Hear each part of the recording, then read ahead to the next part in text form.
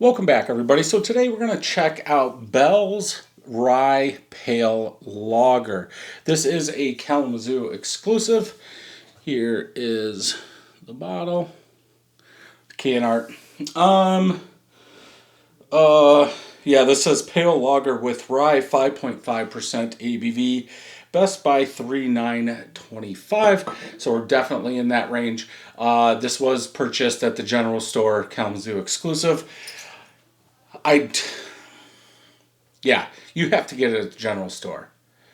You can't even get it at the cafe, I don't think. You can get it on tap, but you can't buy the bottles. You have to go to the general store. So I'm not sure how much this was as Jessica picked this six pack up on her way home from work one day.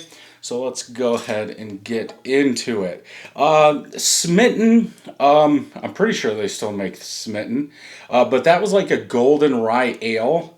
And then I believe there was a rye IPA that they did, something like that. But this is, I'm guessing, a different one. Well, let's go ahead and look.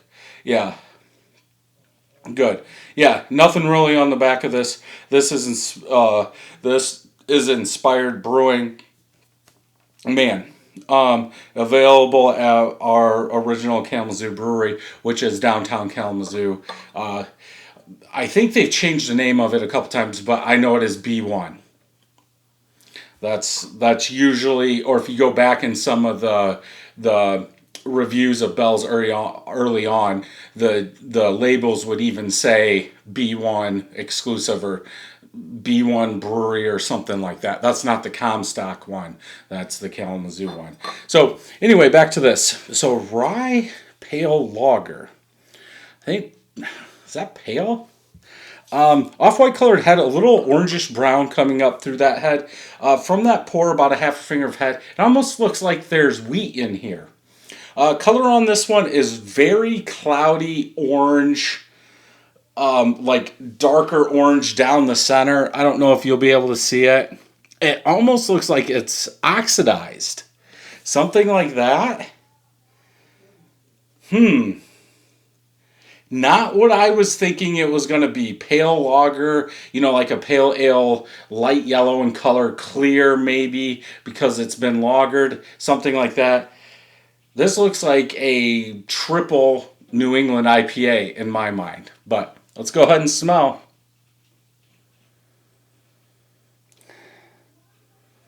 A little fruity citrus, more on that pineapple side for the fruitiness.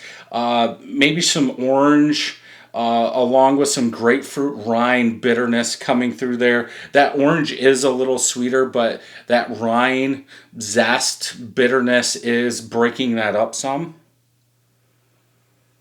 Maybe a little floral. I don't know if I'm thinking about that because I said smitten that had a flower on the front. So yeah, maybe a little floral up front with that pineapple and with that orange, almost juice sweetness coming through.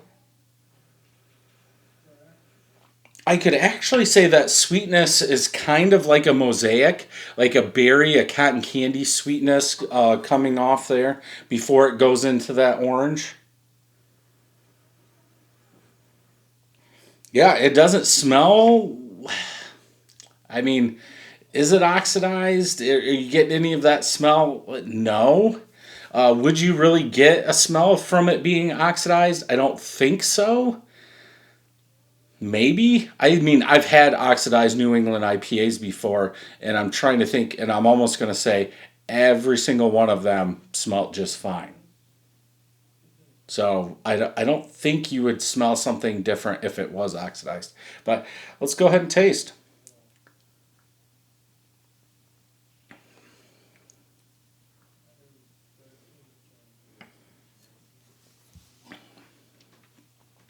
A little dry, not as sweet as what you get out of the smell. Not what I was thinking it was going to be.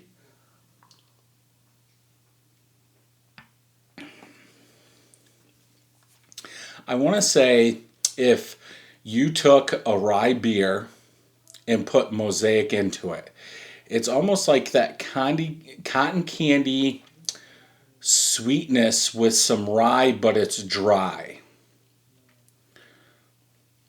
I would really be surprised for this. I almost want to say like a rye, if they could make Smarties rye. It's like a rye Smarties, like that sweetness, even Laffy Taffy cotton candy flavor that you're getting sitting on top of some rye, little spicy rye that's dry in the back.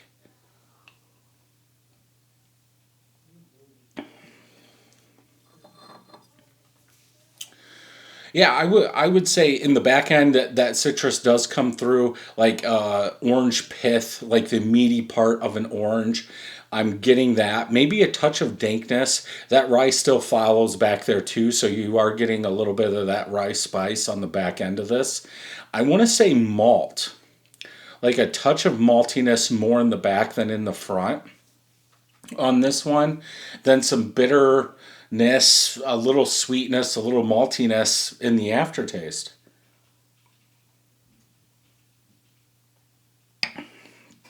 Very smooth, easy drinking. Yeah, almost like there's wheat in here, or there's some oats for that body, that slickness of that body. It almost, I think if you took the rye out, people would think this is a New England.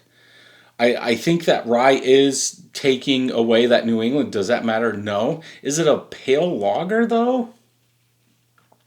I guess they could make an IPA and just use lager yeast and put lager on there.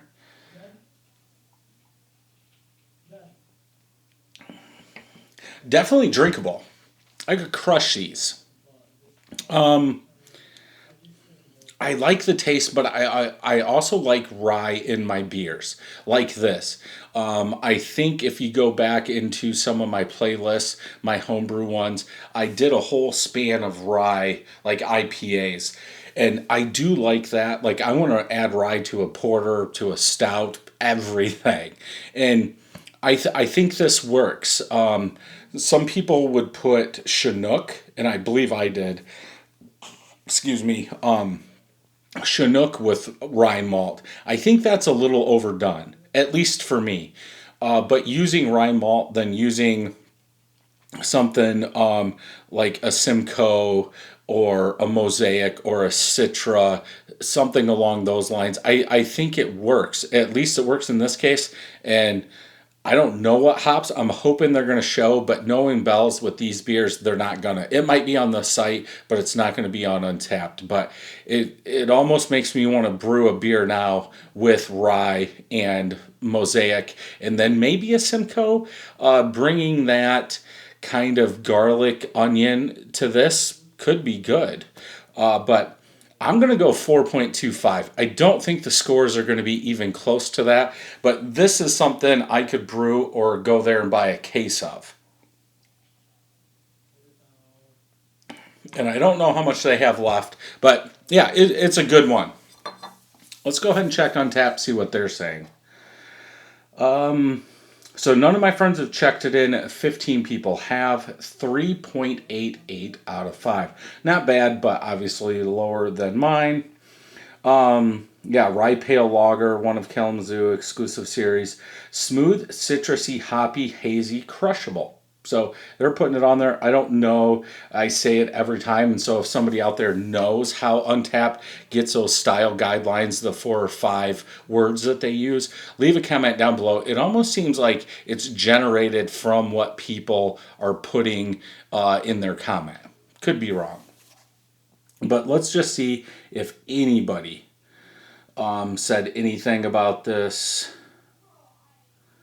Nice mild pale ale with just a pinch of rye. Yeah, yeah. The rye's not overpowering. If you don't like rye, will you like this? I would think so.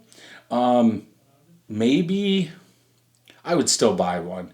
It's nothing like you would get in a Chinook, that spice that comes to the party, or like a Mount Hood spice.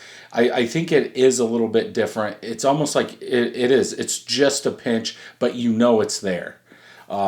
But yeah, I would say if you're not a rye fan, I would pick up one just to try it because it's not that much. But that's me saying it. Somebody that likes rye, that's like somebody that doesn't like coffee drinking a stout.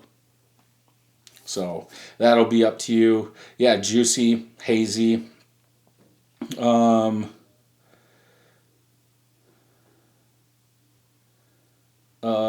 just a little hot and acidic.